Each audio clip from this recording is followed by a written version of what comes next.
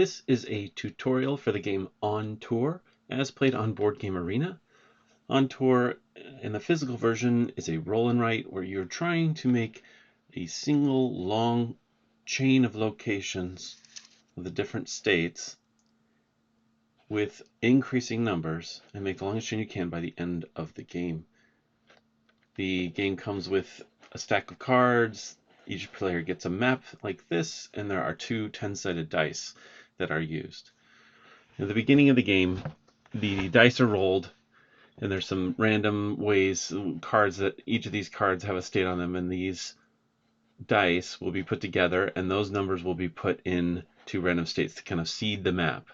Everybody gets the same seeding of the map, but it's different each game. So in this case, these four numbers were added to the board. Then on a typical turn, the two dice will be rolled, and both numbers that can be created with those two digits, in this case 23 and 32, will be displayed here, and then there'll be three cards.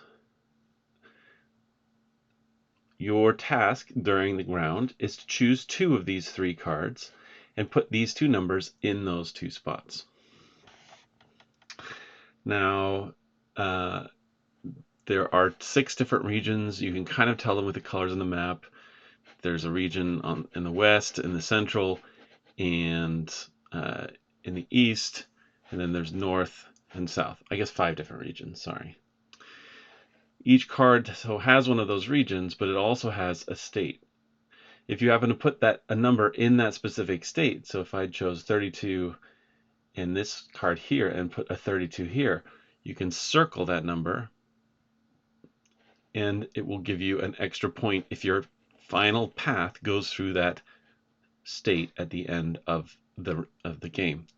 You can see these 3 are circled here because those 3 are the possible states that you can use.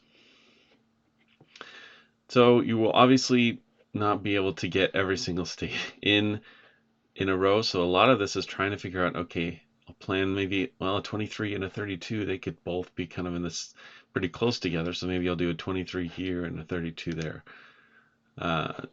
This is what I did. I put my 32 up here and my 23 down there. I gave a little bit of a space for it so I could go up here, but I could also maybe wave around here if there are some in-between numbers for Indiana and Kentucky. Note that at the end, the increasing order, the path that you eventually go to will, oh sorry, I put my 23 here. The path that it'll eventually go to will be increasing or the same number. So if, for instance, this was a 23 here in Indiana, I could go through that 23 to 23 to 32. So you can see here the 32, I used Michigan to do the 32, and that has a circle on that. And so if my final path goes through that number, I get an extra point, because you get 1 point for every number in your final path from lowest to highest, and then you get a point for every circle that you pass through. These 4 initial numbers all have circles through them, and whenever you use the state on the card, you also get a circle through it. One other thing that might happen is if you roll doubles. If you roll doubles, then you get to put 1 star down on your map in one of the 3 places there.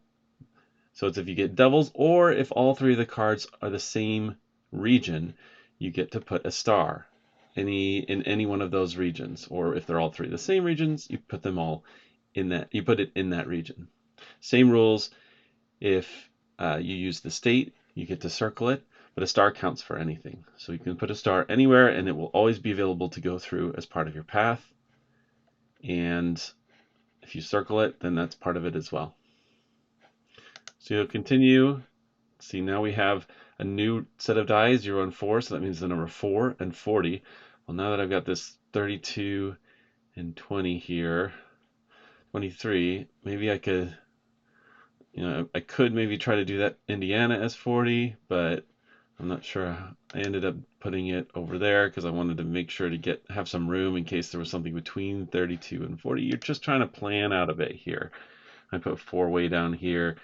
My initial plan is to kind of come through up through here and go through there, and then all the big numbers over here, ending with, you know, this 85. I probably won't hit those two.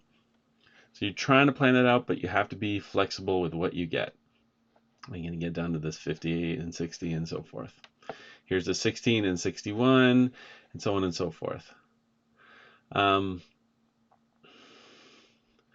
other thing that BGA makes it really nice to do is it lets you plan these out a little bit by clicking these lines between and kind of tracking your own piece. Now this replay doesn't really like it, but in the real game you can kind of plan this out and say, okay, I can do this here, and you can change that however you want, you undo it and as you need to. But it's a good way to kind of plan out and try to figure out how your path is going to go. The game goes until there are only 2 spots remaining, and then at that point, or just 1 spot remaining, you know, depending on how many doubles you roll, it could be 1 or 2 spots that are remaining. And in that case, you don't flip cards, you just roll the dice, and you can put that number in one of those 2 spots, or that single spot. If the case happens where you just cannot put anything because the regions are completely full, then you would have to put an X somewhere in one of those regions, and you cannot use that to go through in your final path. Those are the main rules. I'm going to skip to the end so you can kind of see what that final path looks like and what you might be trying to aim for in a normal game.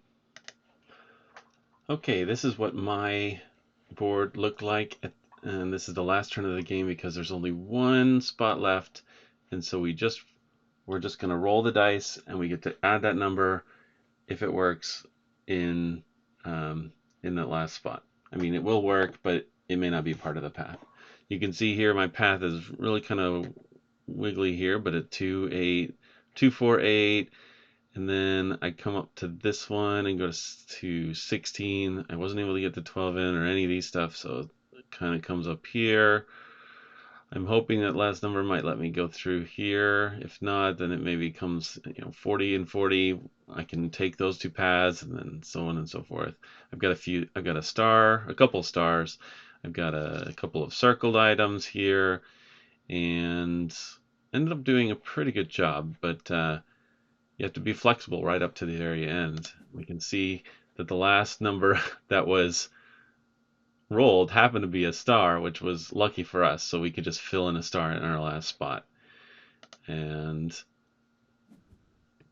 this ended up being my path, as you can see, going through here. See a lot of stuff that was missed. I did have to put an X in.